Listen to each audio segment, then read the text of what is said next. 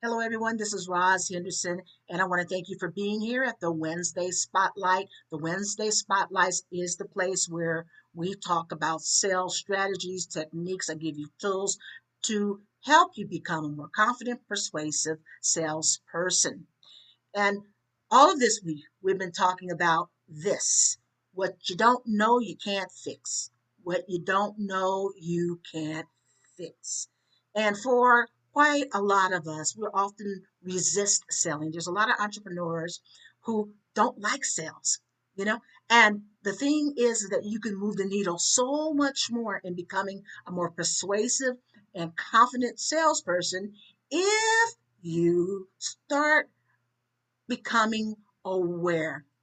As you start taking action, you will begin to see that your fear begins to whittle down and is replaced by confidence because you're taking action. And we're going to talk about how to observe ourselves so that we can become better and better at what we do. To be honest with you, a lot of you already have your goals set in front of you. Maybe I'm going to run 5 sales calls a week, and quarter 1 comes and goes, quarter 2 comes and goes, and you see yourself um, steeped in this pattern of failing to hit that goal, 5 sales calls a week. Why? Because you're resisting it. In fact, when you resist, you end up trying to find other things to do in your business that you think are lofty and that you think is the real reason why your business is slowly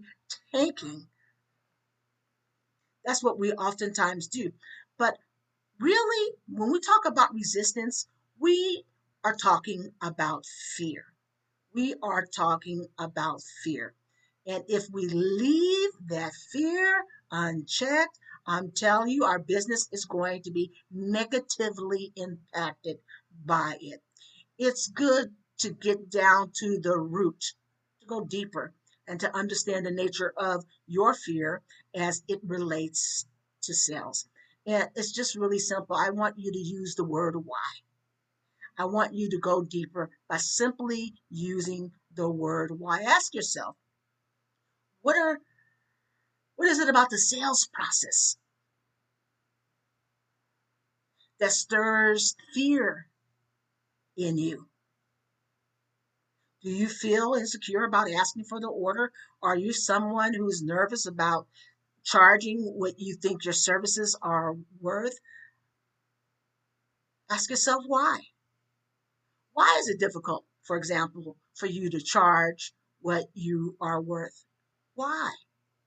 Maybe, you never put a price on your talents before. Maybe you're a newbie in sales and you never had to do that before. And it just makes you feel just all out of sorts. You know, perhaps you've been coaching free, growing up for so long. Is this something that you do naturally?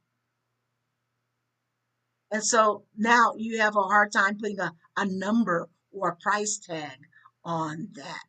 Boom, go deeper. Ask yourself, why is that? Why is it difficult for you to put a price tag on this skill that many people absolutely need? And as you dig deeper, you start wondering, am I truly worth that amount? It becomes a self worth issue. Will anybody pay that amount for something I do naturally? Now you have hit a limited belief. What do you do then? There are all kind of tools out there, ladies and gentlemen, for us to begin to shift and train our thinking. And I have one that I love and I use over and over again with a lot of my clients, and I use it for myself. It's a cognitive psychology tool. I want you to start challenging some of the thoughts that roam through your head instead of taking it as fact and accepting it as reality. Take it from your head, write it on the paper. Now I want you to prove it to yourself. Prove that it is true that who wants to buy my services at this price when I've been doing it naturally since I was yay high. Start challenging that. Start writing. Have you ever sold this product to someone? Have they paid the price that you've asked? Okay, write that down. Hmm. Not only that, they gave you a beautiful review, a great testimonial that you've been using as a marketing piece. Someone thinks that your ability to coach is priceless. It's changed their lives. Hmm. As you go on allowing truth to enter faulty thinking, this is what oftentimes happens. What oftentimes happens is that then your fear begins to whittle down. Your fear, your intense fear whittles down. And when intense fear whittles down, then that means great. You can now maybe have a tinge of fear, but you can act on your own behalf better. You're able to see decisions and options that you aren't able before. And it somehow loosens your ability, instead of being immobilized, now you can take more action in regards to what, hitting those 5 sale calls a week, okay, in running them and analyzing them, and in closing more deals. This is the importance of taking things out of the dark, bringing them into the light so that you can put a strategy together, right?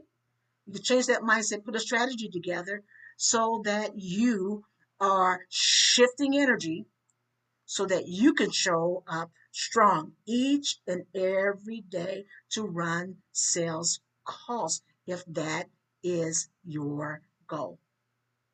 Very, very important. So that was strategy number one, to be able to manage this right here, our minds. We can have all the skills in the world, but oftentimes there's execution problems because of this. So just as important as accumulating sales skills is being able to manage this mind. Number two, self-awareness. Ooh, boy. And I'm saying something that is a concept foreign to many, many people, especially the entrepreneur who's juggling 5 things up in the air. The life is fast paced. Sitting with ourselves and just reflecting is something unusual for us, but I'm going to say is very, very vital, because with information that we obtain from ourselves, we can leverage that information to become better salespeople.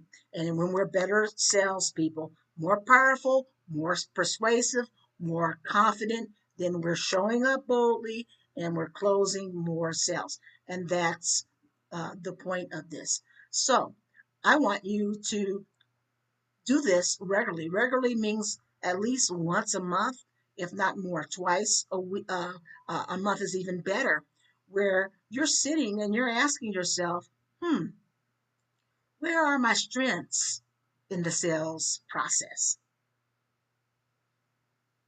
And what areas do I need to improve upon?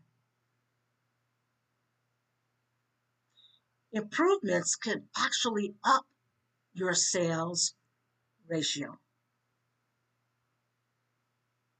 So perhaps you are just fantastic when it comes to establishing a rapport with a client. You're able to build that trust, like, and know factor very quickly. But let's say on the side of lead generation, that's an area that you need to work on, because it is difficult for you to generate quality leads.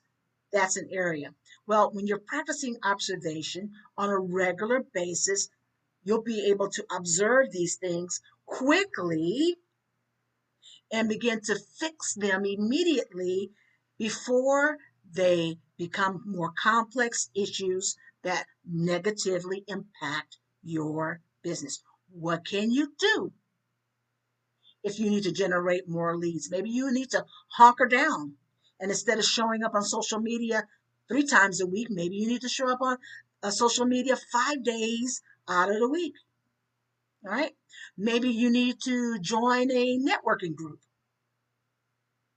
once a week and have as a goal, I'm going to walk away each time with 6 or 7 leads, and I'm going to follow that up, make sure I have a coffee chat with these people.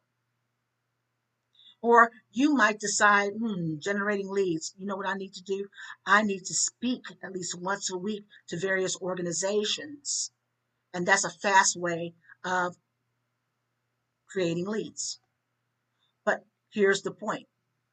When you become aware, instead of being fearful, being lost in uncertainty, now you're able, because you've shed some light, because you're observing, you know what you need to take care of immediately to keep your business in a healthy place. So the beauty of these 2 strategies is that we're talking about reducing fear. Taking action always reduces fear. On the other hand, staying paralyzed does nothing but deepen and intensify fear.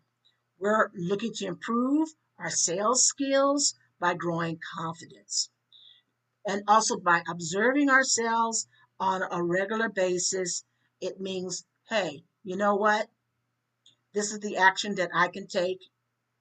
Let's see if it's working. Let's tweak it.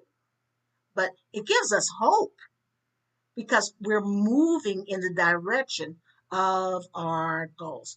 We're talking about the inner game and the outer game of sales. We're talking about the ability to be able to analyze our fear, get to the root of it, find the limited belief, and use tools. And there are many. I shared one from the world of cognitive psychology that's going to help you transform that negative belief. And by doing so, you're whittling down. Okay? You're dissolving that fear, which frees you to act on your behalf in business. So, it is our responsibility, ladies and gentlemen, to stay observant. It's a practice that pays for itself over and over again after a sales presentation, or just simply just looking at your sales pipeline at least once a month or at least twice a month. You can then begin to ask simple questions like, where is it going well? What do I shine in? And you want to keep that and even shine it up some more. What areas do I need to improve upon? And get the tools, get the techniques, get the help, get the practice, whatever you need to, again, polish your sales skills so that you are showing up as a sales professional, one who is powerful, one who's assured, and one who is closing sales one after another. Remember what you know. You can't fix. Until next time, everyone, peace and blessings. Bye bye for now.